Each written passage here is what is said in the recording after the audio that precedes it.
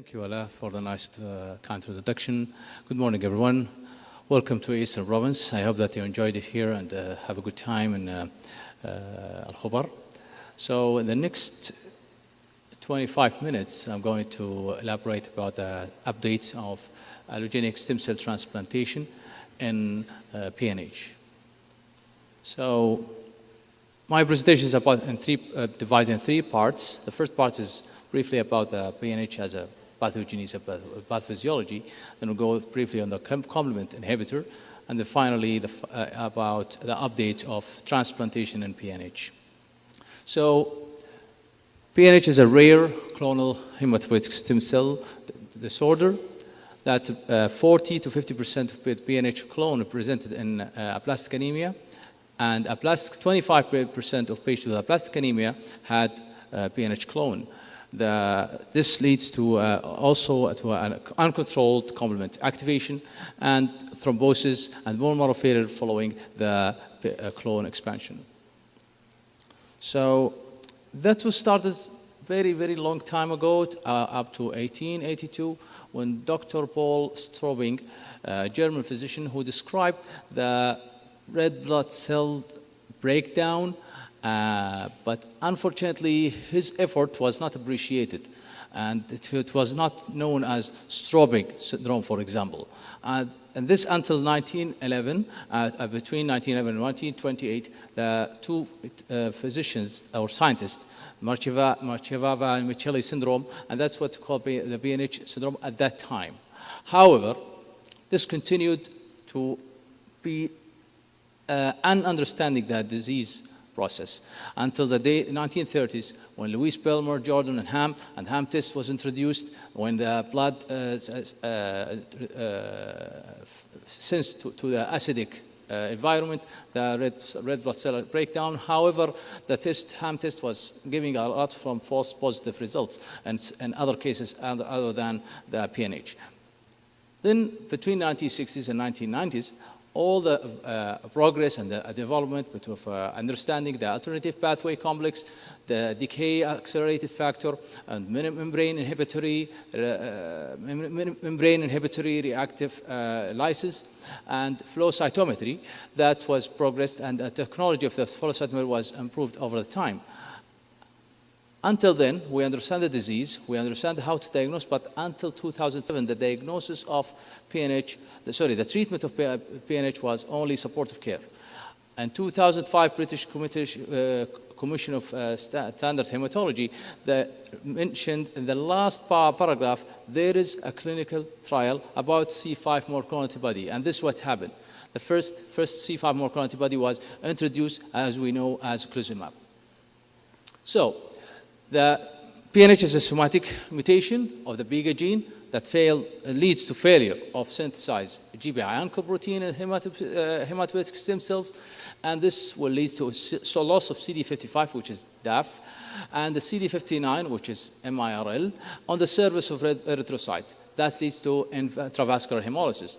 And hypercoagulable state is also contributed either because of degree of hemolysis or platelet activation, procoagulable particles from the GPI deficient erythrocytes.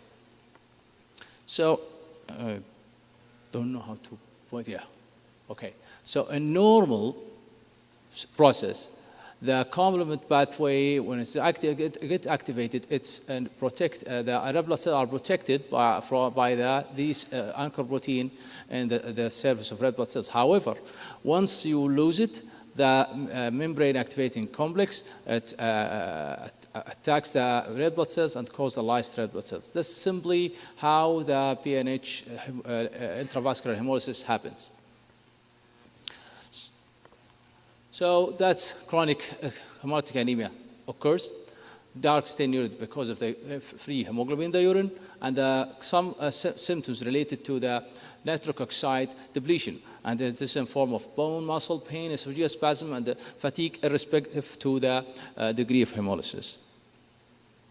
So the flow cytometry is the gold standard of diagnosing the PNH by recognizing the deficiency or absence of the CD55 or CD59 and fluorescent labeled aerosol, which is bacterial toxin that binds with high affinity selectively to the GBI oncoprotein. So it has a very high sensitive rate. And this is not just making it the gold standard for PNH diagnosis, but also it's important to assess the clonal size and the follow-up and monitor for the clonal expansion. So this is the first part. The second part is about the complement inhibitor. This is the study that relates to the first C5 inhibitor approval. It was published in New England Journal of Medicine back in 2006, assessing the eculizumab in paroxysmal nocturnal hemoglobinuria, or PNH for short. And this is what happened. From placebo to eculizumab, the LDH, which is a hemolytic parameter, it's going down to the almost nearly normal level. And the red blood cells recovery was improved with eculizumab and over the placebo group. And this eventually eventually leads to the list of transfusion support in the eculizumab group versus the placebo group. This is a study I think everybody knows about them when it was approved as a treatment for PNH. But in the long-term run in 2011, in Blood, it was published that showing that, sorry. Oh. Yes, okay. So, as you can see, there's overall survival for all patients with eculizumab almost nearly to the normal population after 5 years of study observation. And then they subcategorized them, and they found that patients who are older than 70 years old, they have inferior outcome than patients who are younger than 70 years old. And there is a very clear difference in survival between the eculizumab and the pre-eculizumab era. Then after that, in 2018, you can see the ravulizumab with the ALXN210 study, and this was published in Blood Advance in 2018. This ravulizumab is another C5 inhibitor, but with a prolonged or extended half-life. The eculizumab has a half-life of 8 days to 15 days, but in ravulizumab is up to 52 days. And this showed that a steady state or controlling the LDH in the trial itself. But when they try in the 301 study, when they're comparing the ravulizumab with eculizumab, because of the extended half-life, the ravulizumab has shown a benefit in transfusion avoidance, normalization of the LDH, and also in controlling the symptoms and the breakthrough hemolysis and the hemoglobin level as well. Other complement inhibitors are the market. C5 is a terminal complement inhibitor. Now these are the proximal inhibitors. In the PNH, when you continue to give C5 inhibitors, then another mechanism by the proximal complex pathway causing the extravascular hemolysis. And that's why the newer drugs and newer medications are came to the market, such as C3 inhibitor, like pegcetacoplan, iptacopan is a factor B inhibitor, factor D inhibitor like fembricopan or PCBX9930, and these can be given as solely or in combination with C5 inhibitor. So this is a summarize of the complex pathway. Here is a classical pathway, a lectin pathway, and the alternative pathway. This is a terminal, the proximal pathway, and this is the terminal pathway. This in form of C5. And now you see the eculizumab, ravulizumab, crovalimab. These are a good example as a target of C5 inhibitors. While C3, we have the pegcetacoplan as a proximal inhibitor, factor B, iptacopan, or factor D, daracopan, or fembricopan, as mentioned in the previous slide. So now we'll go to the third part, which is transplant and PNH.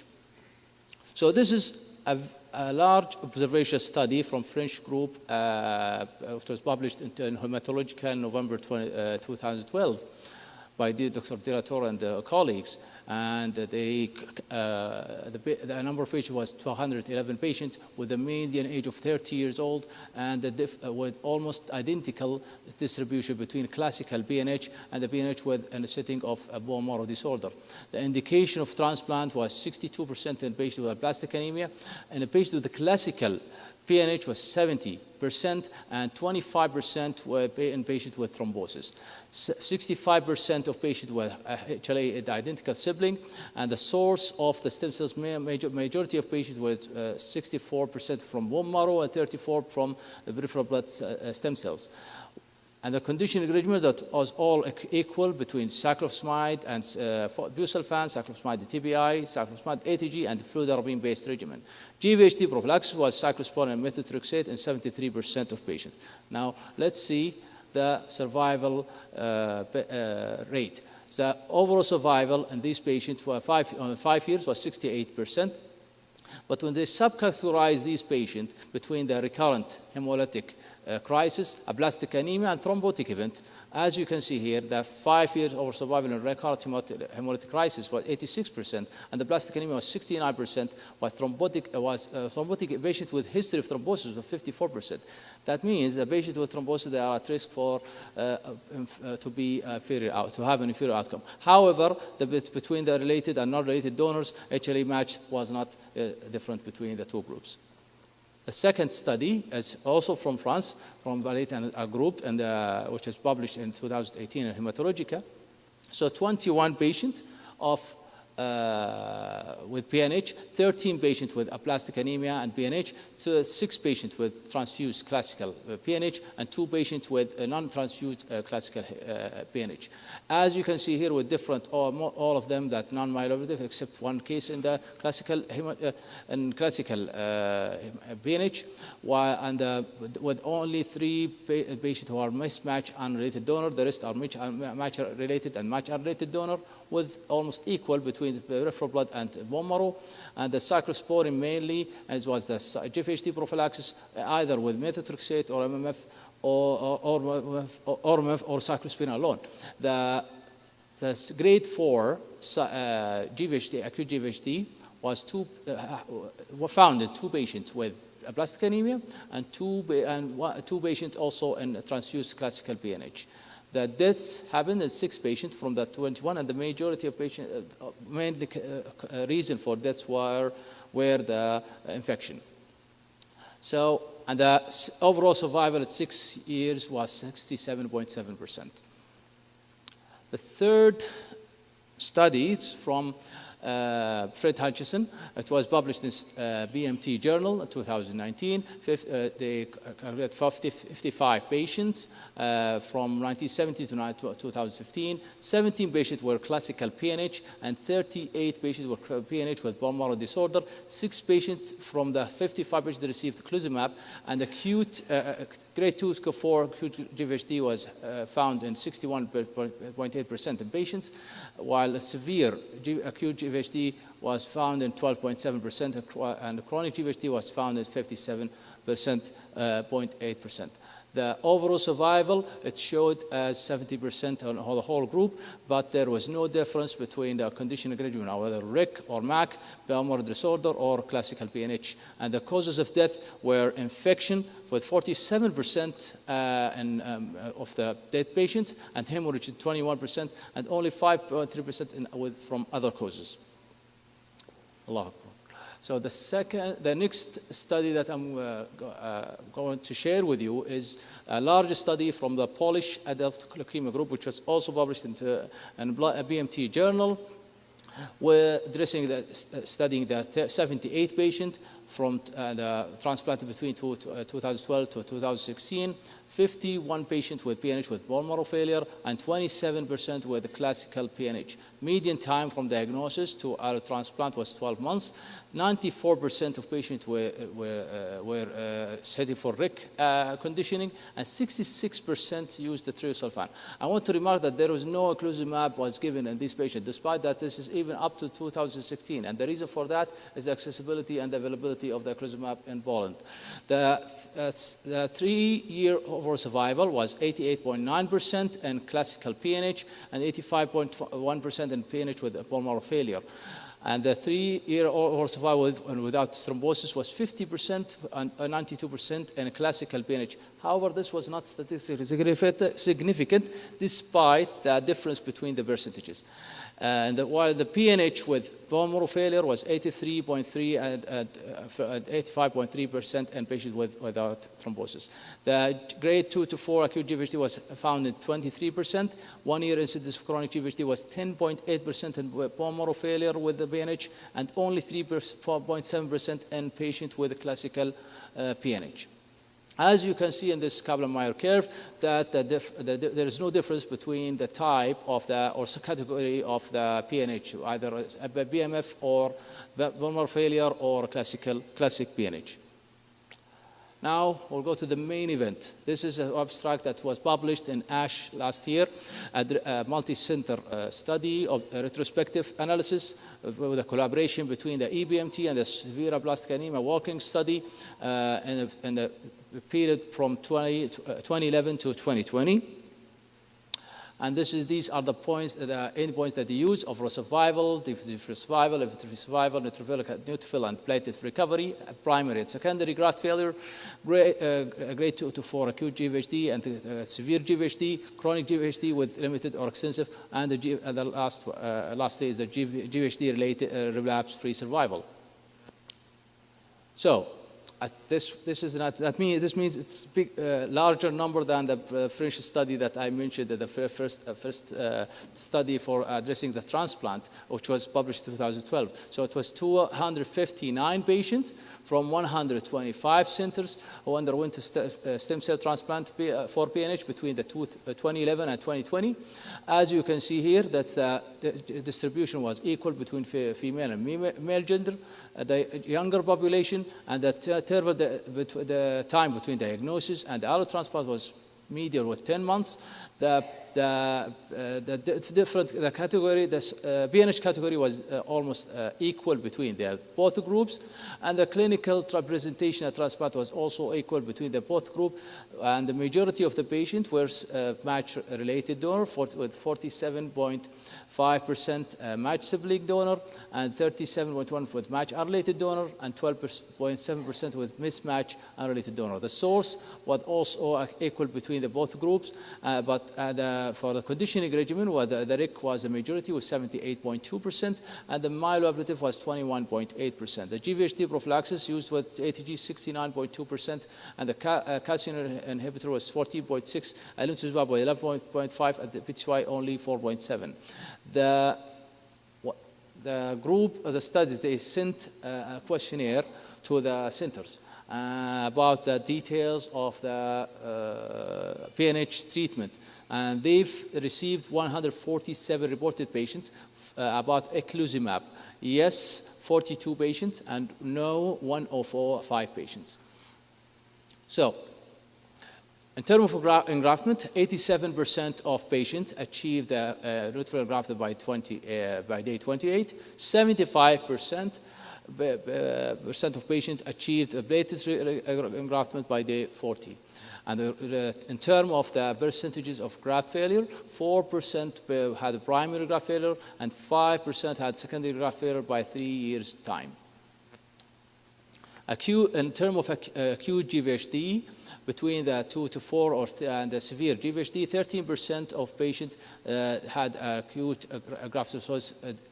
GVHD between 2 to 4, and 6% had the severe GVHD. While in the chronic GVHD, 7% had limited chronic graft-versus-host by 3 years' time, and only 4% had extensive chronic GVHD. So an overall survival, which was 82% in 3 years' time, and the GVHD relapse-free survival was 74% in 3 years' time. What about the age differences and the donor differences? The age differences, it was observed that younger patients, the patients who were younger than 40 years old, they had a better outcome with 84 and 86% at 3 years' time respectively, and who's older than 40 years old has 70% overall survival, whereas 70% 3 year time. while the donor type, match-related or match-unrelated, match-sibling or unrelated, so they have better outcome with 87% and 82% and overall survival at 3 years' time. But in mismatched, it was only 65, despite that the number are less than the match-sibling and match-unrelated donors. What about the conditioning regimen? We know that triosulfan is widely used and popular in the PNH. So triosulfan it showed a 95% at 3 years' time, but it was not different from all other conditioning regimen, especially the cyclophosphamide alone or fluci or busulfan based. And the GVHD prophylaxis, there was no difference between calcineurin inhibitor and the ATG and elotuzumab based group. What about the PNH subcategory? Okay, so there is no difference between the PNH subcategory, either classical or aplastic anemia with 88 versus 84%, and the clinical presentation as well between hemolysis, thrombosis, or aplastic anemia without hemolysis. And the thrombosis, this is an important question to be addressed. Remember the French study in the 2012, we said that thrombosis had an inferior outcome. However, in this study, it didn't show any difference between that the patient has a history of thrombosis or not. I think maybe because of the improvement and advancement of the conditioning regimens in patients with transplant. Now, the last part in from this abstract is the eculizumab. So 1 of 5 patients did not receive eculizumab, and the reason for that is 46.7%. The treatment is not available, and 36.2% was not indicated. While the patients who were on eculizumab were 43% not discontinued before the transplant, and 54% was discontinued because of the major reason for that was lack of benefit. So, because of inaccessibility and availability, as mentioned earlier in the previous slide, that means there is no difference in overall survival in both groups. However, this needs to be addressed more and more in the near future. So they conclude that the outcomes of PNH patients receiving allogeneic stem cell transplant has improved in the last decade with increasing overall survival. Except age and donor type, they could not identify any patient transplant-related factors associated with a better outcome. Even disease-related factors, subcategory or the clinical presentation, even thrombosis was not associated with the survival difference, but they could not prove the impact of eculizumab because of the availability and accessibility of the treatment and EBMT centers that participated in the study. Complement inhibitor remained the standard of care for hemolytic PNH patients. However, allogeneic stem cell transplant can be considered an alternative option in case of non-availability of complement inhibitors or a specific clinical setting. So in summary, treatment of PNH has significantly advanced over the past 2 decades. Complement inhibitors remain the standard of care for classical PNH. Allogeneic stem cell transplant use in classical PNH has declined significantly since the introduction of complement inhibitors. Hematopoietic stem cell transplant is indicated in patients with bone marrow failure or those refractory to complement inhibitors. Triosulfan, fludarabine-based conditioning regimen are a viable alternative to busulfan-based regimens in classical PNH. The use of peri-transplant C5 inhibitors may be beneficial in reducing complement-mediating complication in form of intravascular hemolysis. And here I conclude, and I would like to thank you all for your attention.